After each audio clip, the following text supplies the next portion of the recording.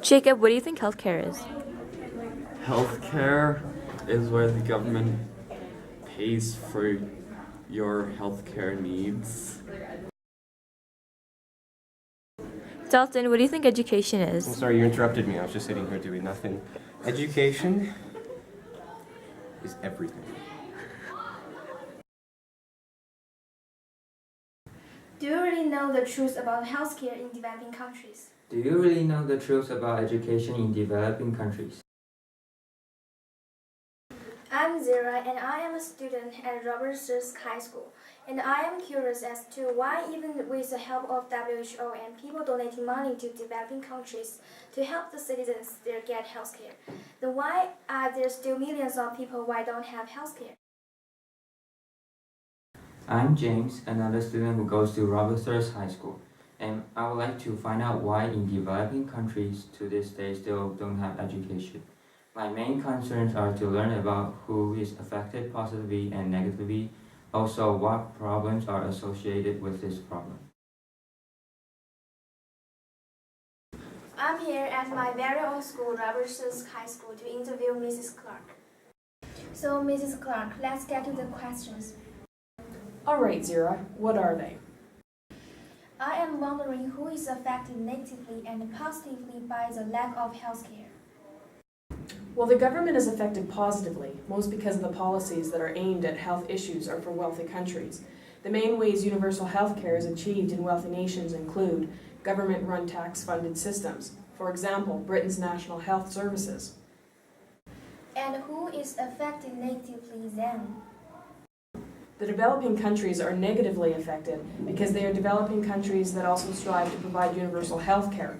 However, most struggle to do so due to lack of sufficient resources or inappropriate use of existing funds. Health inequality, therefore, is quite common. Why are the richer countries being affected positively over poorer countries? Because the government wants to help the richer countries with their healthcare issues over the poorer countries. Did you know health education within Pakistan generally is undeveloped and is virtually non-existent with the public education sector? In the Ministry of Health, it comes under the heading of Information, Education and Communication (IEC), most often taking the forms of mass media campaigns, example, in support of Dara Hole, disease control programs, and immunization campaigns. Available plans for development give no indication of emergent policies in this area, nor any references to more systematic work with schools. The main focus is on developing personnel and undertaking basic research. There is no mention in the health education plans for 1993 to 1999 on anything to do with AIDS or sexual health. Did you know that around the world there are about 75 million children, more than half of them are girls, who don't have the opportunity to education? Also, up to this day, there are 36 million deaths caused by people simply not having the rights to health care. In the world we live in today, there are 1 billion people who lack health care. Why though? Well, I'm on my way to the YMCA to interview one of my mentors, Miss Jo, to find the information. So, Miss Jo, I have some questions for you. All right, Sarah, what are they? How do you feel healthcare is related to globalization? People with the most means, whose needs for healthcare are often less, consume the most care, whereas those with the least means and greatest health problems consume the least. Healthcare services are also impacted by globalization. For example, some countries, especially developing ones, can attract customers by offering high-quality healthcare at a lower cost than is available in their home country. Thank you so much, Miss Jo, for having this interview with me. You're welcome. I'm also here at YMCA to interview one of my mentors to find out all I can about education. Okay. Hi. So, Mr. Kevin, for a very long time. Now I have been wondering what global problems are associated with the lack of education in developing countries. Well, James, for education, 3 underdeveloped regions of the world are studied, including Middle Africa, South Asia, and Latin America. In the data of 2012, 80% of repeaters live in these 3 regions. 9% of pupils in Africa repeat a grade, 8% of Latin America, and 5% of South and West Asia do as well.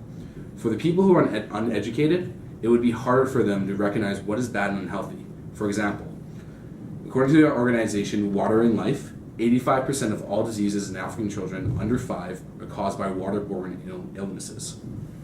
The people there don't have the concept of what clean water is, and this causes a big circulating problem of diseases and illnesses because they don't have the healthcare like we do, and also lack of education from food and parents.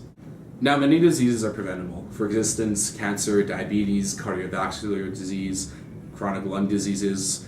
These are all made by our causes. If we don't do any less of these causes, the chances of these diseases will decrease. But unfortunately, diseases like HIV and AIDS couldn't be healed at this point. Educated people are more cautious than uneducated people.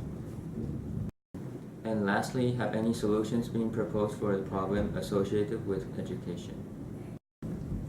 Over 100 million people annually fall into poverty because they have to pay for healthcare. They can't afford the money for even primary educations. On these hands, the government plays an important role.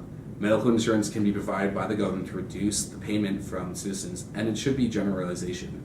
A government should also allocate funds to education, implements compulsory education, and reduce the entrance threshold, and that even provides more educational opportunities for adults. And these policies can not only improve the education and health levels of the entire people, but also improve the state's overall strength for economy and politics indirectly. Thank you so much. You're welcome. Did you know? The Pakistan study was conducted in January 1993 in collaboration with the College of Community Medicine. The study focuses on Lahore in the Punjab.